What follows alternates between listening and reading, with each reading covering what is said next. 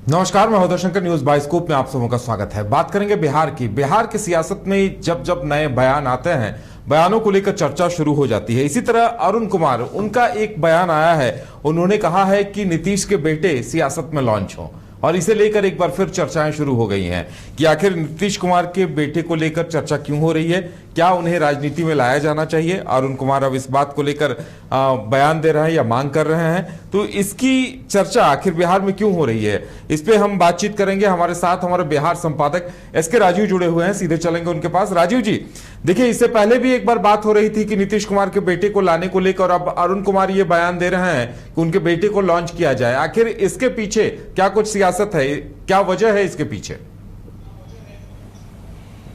देखिए उदय जी, आपको याद होगा कि आज से लगभग 20 दिन पहले एक खबर हम लोगों ने ब्रेक किया था, और उस खबर में चुनाव खत्म होने के बाद, यानी कि मुझे याद है कि 1 तारीख को जब आया था एग्जिट पोल, तो 2 तारीख को ये खबर, जब नीतीश कुमार दिल्ली में जाके मिले थे मोदी से, तो उसके बाद ये खबर आई थी कि भाई नीतीश कुमार अपने बेटे को राजनीति में अब प्रोजेक्ट करना चाहते हैं। हालांकि बाद में सीएम हाउस से इस खबर को लेकर के फ़ोन भी आया था, और यह कहा गया था कि पूरी तरीके से भ्रामक खबर है।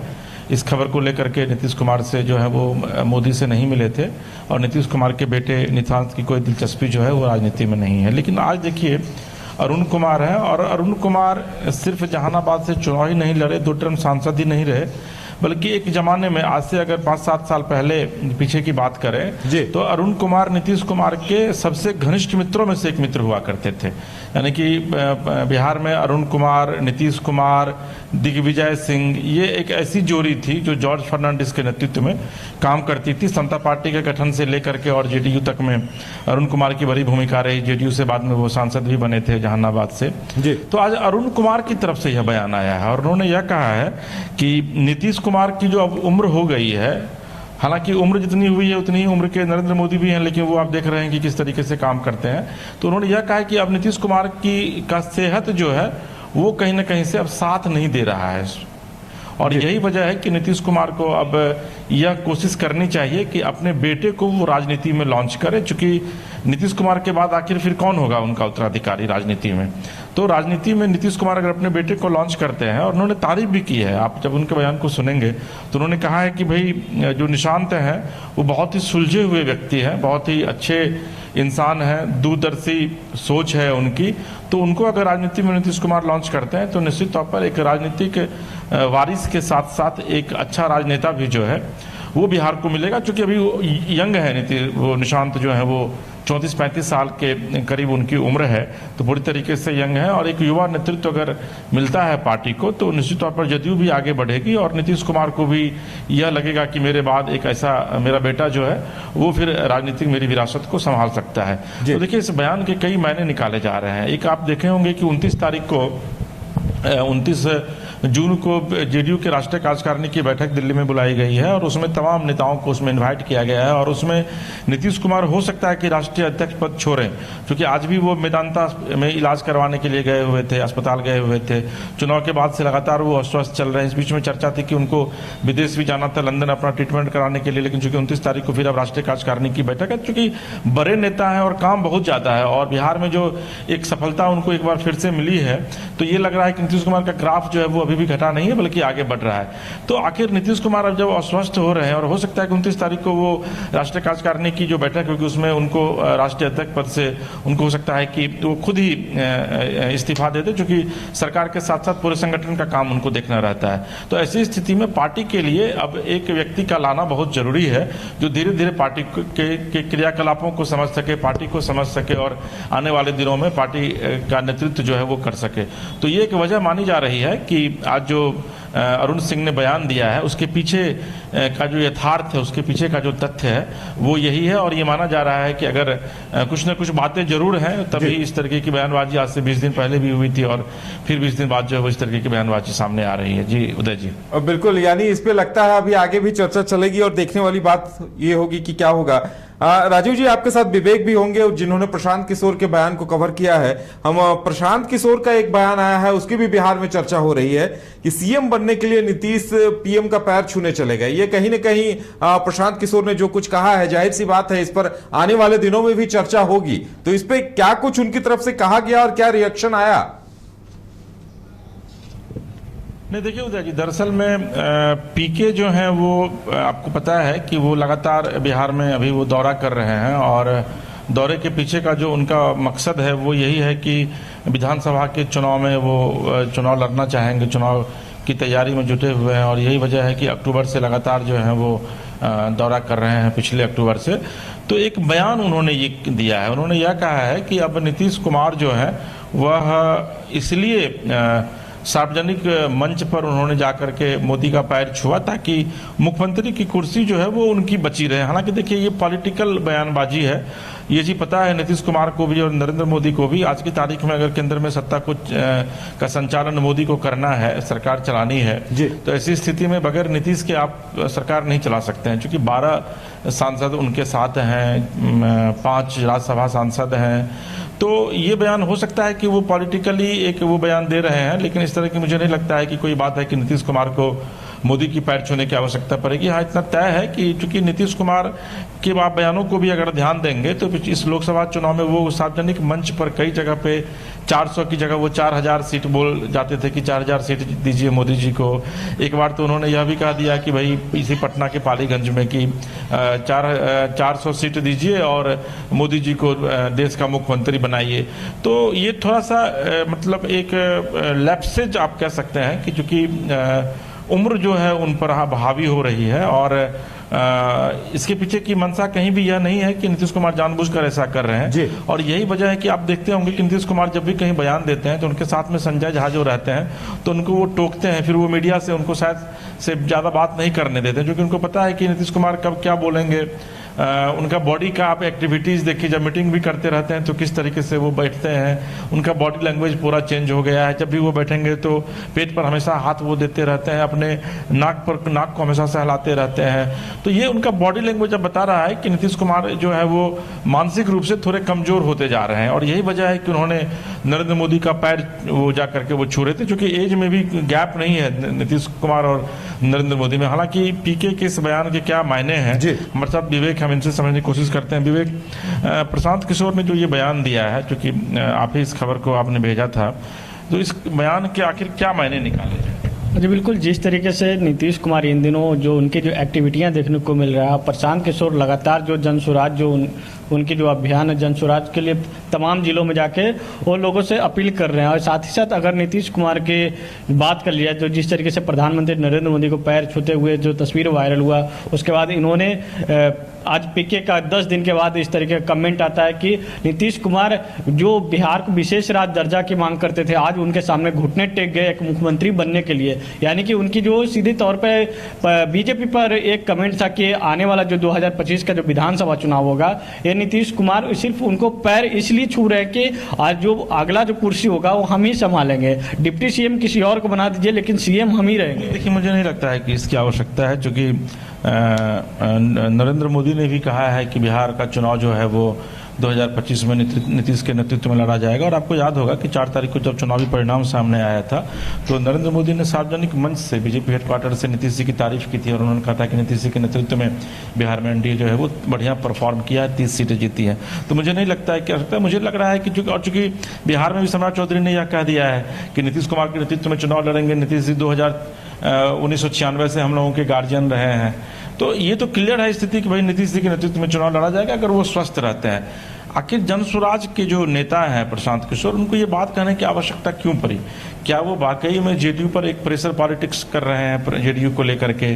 क्या वो नीतीश कुमार की छवि को अब रगड़ना चाह रहे हैं जनता के बीच में जा करके?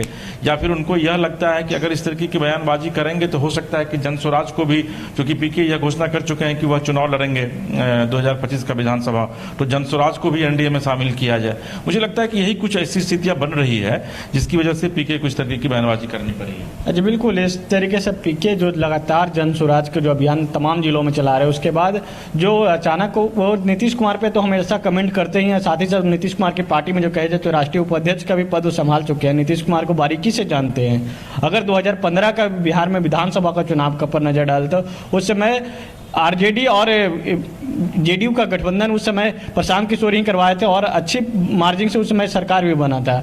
और उसके बाद उस समय मोदी की लहर जो 2014 में था कि मोदी की लहर में इन्होंने जो प्रशांत किशोर ने मोदी के लिए भी कैंपेनिंग किया था, उनकी जो चुनावी रणनीतिकार हैं उस तरीके के उन कैंपेनिंग किया। उसके बाद जो कई राज्यों में उनके सरकार भी उनके सहयोग से बना, जो उनकी जो राजनीतिक जो ज्ञान है उसके अनुसार। और ऐसे में जो अब जो है जन स्वराज वो अपने अभियान चला रहा, तमाम युवाओं को जागरूक कर रहे हैं। अगर उनके जो जन स्वराज अभियान में अगर देखी जाए तो जहाँ एक एक गांव जाके घूम रहे हैं, चाहे उत्तरी बिहार में कई ऐसे। मुझे लगता है कि चूंकि शायद आप उसमें पत्रकारिता में नहीं आए थे, जब प्रशांत किशोर से ने यहाँ पीसी किया था, मैं उस समय था, 2017 की बात है, तो उन्होंने यह कहा था कि हम आने वाले दिनों में एक पार्टी नहीं बनाएंगे, हम एक मंच बनाएंगे जिसका उद्देश्य कहीं से भी चुनाव नहीं लड़ना होगा। उन्होंने ये क्लियर किया था। फिर उसके बाद तो 2019 में जनस्वराज पार्टी की, सुनिए मेरी बात, उनको पार्टी का उन्होंने विधिवत गठन किया था। और उसके बाद फिर उसमें भी उन्होंने यह कहा था, मुझे याद है कि मैं भी उसमें उनसे सवाल पूछा था कि प्रशांत जी आप तो रणनीतिकार हैं, तो फिर अचानक आप ये जनस्वराज की घोषणा कर रहे हैं। तो उन्होंने कहा था कि नहीं, मैं रणनीतिकार हूं, लेकिन मैं जनता के बीच जाऊंगा, चुनाव से मेरा कोई लेना देना नहीं। वो लोकसभा में वो चुनाव नहीं लड़े भी नहीं, लेकिन एमएलसी वाले में उन्होंने उतारा था अपने उम्मीदवार को, जो सिवान से जनस्वराज से कोई अल्पसंख्यक हैं, वो चुनाव जीते थे उनसे। लेकिन अब उन्होंने विधिवत घोषणा कर दी है कि भाई 2025 का हम चुनाव लड़ेंगे। तो आपको लगता नहीं है कि एक राजनीतिक महत्वाकांक्षा जो प्रशांत किशोर के साथ शुरू से जुड़ी हुई थी, वो महत्वाकांक्षा अब इतनी ज़्यादा हिलोरे मारने लगी है कि उनको अब कहीं ना कहीं से राजनीति में आने की उनकी दिलचस्पी को वो और ज़्यादा बढ़ा रहा है। और यही वजह है कि वो नीतीश कुमार पर इसी तौर पर हमलावर हो रहे हैं।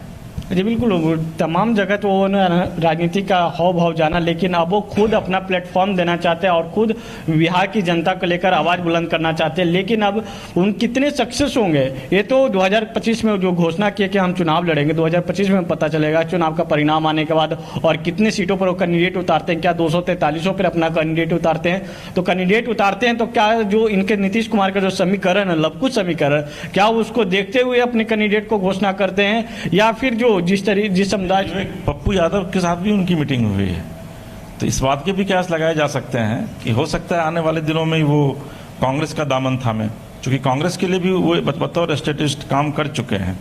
तो ये कहना कि वो अकेले चुनाव लड़ेंगे हर एक इस पे, क्योंकि उनको ये चीज़ पता है कि अब कॉलिशन गवर्नमेंट जो है वो बिहार में जब भी बनेगी तो कॉलिशन गवर्नमेंट बनेगी, अपने बलबूते कोई भी पार्टी सरकार यहाँ बना नहीं सकती है। तो आपको ये नहीं लगता है कि कांग्रेस के करीब जाने के लिए वो इस तरीके की बयानबाजी कर रहे हैं? कांग्रेस के करीब जाए, चाहे बीजेपी के करीब जाए, लेकिन और चाहे तीसरा फ्रंट भी बनाए। 2019 के लोकसभा चुनाव में देखे तीसरा फ्रंट बना था। और ऐसे में क्या तीसरे फ्रंट की तैयारी करेंगे? क्योंकि जो बिहार पप्पू यादव की बात कर रहे हैं, तो पप्पू यादव जो पहले जन अधिकार पार्टी चलाया करते थे, वो कांग्रेस में विधिवत ज्वाइन कर लिए। अब कांग्रेस के वो आने वाला समय में उनका क्या जिम्मेदारी मिलेगी कांग्रेस में, वह देखना होगा। ऐसे में वो पप्पू यादव अभी एक बतौर सांसद के रूप में काम कर रहे हैं, लेकिन देखना होगा कि क्या पप्पू यादव को और जो ये प्रशांत किशोर है, प्रशांत किशोर क्या कांग्रेस में जाएंगे प्रशांत किशोर, या फिर बीजेपी की तरफ जो नीतीश कुमार जो प्रेशर पॉलिटिक्स कर रहे हैं नीतीश कुमार के ऊपर, क्या नीतीश कुमार के साथ रहेंगे? और नीतीश कुमार की जो पार्टी है जेडीयू, अगर बात करें तो वो नीतीश कुमार के पार्टी के राष्ट्रीय उपाध्यक्ष रहे हैं भी। क्या नीतीश कुमार प्रेशर पॉलिटिक्स अगर करते हैं तो नीतीश कुमार क्या उनको राष्ट्रीय अध्यक्ष का दायित्व भी दे सकते हैं क्या अपनी पार्टी में? क्योंकि उस समय 2015 के बाद जब हुआ तो उसमें अपनी पार्टी में भी ये शामिल करवाया और विधिवत उन्होंने देखा। चलिए, बहुत धन्यवाद। तो देखिए उदय, दरअसल में विवेक हैं जो इन चीज़ों को समझा रहे हैं, लेकिन मुझे लगता है कि इसके पीछे जो है वो सीधे तौर पर प्रशांत किशोर यह चाह रहे हैं कि वो कहीं ना कहीं से बिहार की राजनीति में अपनी पार्टी को बिल्कुल। और राजीव जी उनकी एक स्ट्रेटजी ये दिखाई देती है कि हम लालू यादव तेजस्वी की भी आलोचना करेंगे, नीतीश कुमार की भी आलोचना करेंगे। वो एक थर्ड लाइन बनाना चाह रहे हैं लग रहा है। नहीं, देखिए मुझे लगता है कि थर्ड फ्रंट अगर आप बनाना चाह रहे हैं तो थर्ड फ्रंट में आएंगे कौन? क्योंकि बिहार में तो कोई भी राजनीतिक दल बचा नहीं है। वीआईपी पार्टी है वो आरजेडी के साथ है, वाम दल की जो तीनों पार्टियां हैं वो आरजेडी के साथ हैं, इधर कांग्रेस जो है वो आरजेडी के साथ है, बाद बाकी जो चिराग पासवान की पार्टी है, बीजेपी है, जीतन राम मांझी की पार्टी है, कुशवाहा की पार्टी है और जेडीयू, ये तमाम एक प्लेटफॉर्म पे एनडीए। तो फिर थर्ड फ्रंट मुझे नहीं लगता है कि थर्ड फ्रंट बनाने के लिए उनके पास अब कोई पार्टी बचता। देखिए ये पूरे तरीके से प्रशांत किशोर जो हैं वो अब बिहार की राजनीति में खुद की पकड़ को बहुत ज्यादा मजबूत करना चाहते हैं। और अगर आपको मजबूती करनी है आने वाले दिनों में, मजबूत करनी है अपनी पकड़ को, तो आपको निश्चित तौर पर नीतीश कुमार, लालू प्रसाद यादव, कभी नरेंद्र मोदी जैसे नेताओं पर आपको सवाल खड़े करने पड़ेंगे। तो फिर आप एक पब्लिक चेहरा, पब्लिक फेस बनकर जो है वो उभर सकते हैं। दूसरी जो मुझे जानकारी, जो लग रहा है बतौर जर्नलिस्ट, कि प्रशांत किशोर पूरे तरीके से इस तैयारी में है कि वो आने वाले दिनों में, चूंकि देखिए एनडीए उनको नहीं लेगा, एनडीए में अब कहीं भी कोई स्कोप नहीं है, क्योंकि 243 विधानसभा की सीटें हैं। जेडीयू उस पर निश्चित तौर पर 50% सीट पर फाइट करेगी, बीजेपी फाइट करेगी, फिर उपेंद्र कुशवाहा की पार्टी है, जीतन राम मांझी की पार्टी है, चिराग की पासवान पार्टी है। तो इनके पास स्कोप नहीं बचता है कि फिर ये सीट किसी को दे। दूसरा है कि प्रशांत किशोर का अपना कोई वजूद नहीं है राजनीति में। वो ठीक है, एक अच्छे स्ट्रेटेजिस्ट हो सकते हैं, उदय, हम और आप बहुत अच्छे जर्नलिस्ट हो सकते हैं, लेकिन हम लोग किसी पार्टी में जा करके और उस पार्टी से अगर चुनाव लड़ेंगे तो हम लोगों का कोई राजनीतिक वजूद नहीं है, हम लोगों ने जमीन को अब तक तलाश नहीं की है। तो ये स्थिति प्रशांत किशोर की, वो बहुत अच्छे कुशल रणनीतिकार हो सकते हैं, लेकिन बहुत अच्छे कुशल नेता उनको खुद को साबित करना है। और यही वजह है कि वो नीतीश कुमार के खिलाफ उन्होंने ये बयानबाजी की है। और आने वाले दिनों में आप देखिएगा फिर वो मोदी के खिलाफ भी बयानबाजी करेंगे। और हो सकता है कि आने वाले दिनों में अगर उनको अलायंस करने की आवश्यकता पड़े तो हो सकता है कि वो इंडी गठबंधन के साथ जाए, और इंडी गठबंधन इनको ले भी लेगा, इसीलिए कि इंडी गठबंधन में कांग्रेस के लिए भी काम कर चुके हैं, ममता बनर्जी के लिए काम कर चुके हैं, कई ऐसे बड़े नेता हैं जिनके लिए काम कर चुके हैं। तो मुझे लग रहा है कि उस कड़ी से जोड़ करके इसको देखा जा सकता है। जी उदय जी। राजीव जी, हमारे साथ जुड़ने के लिए और तमाम जानकारी देने के लिए आपका बहुत बहुत धन्यवाद।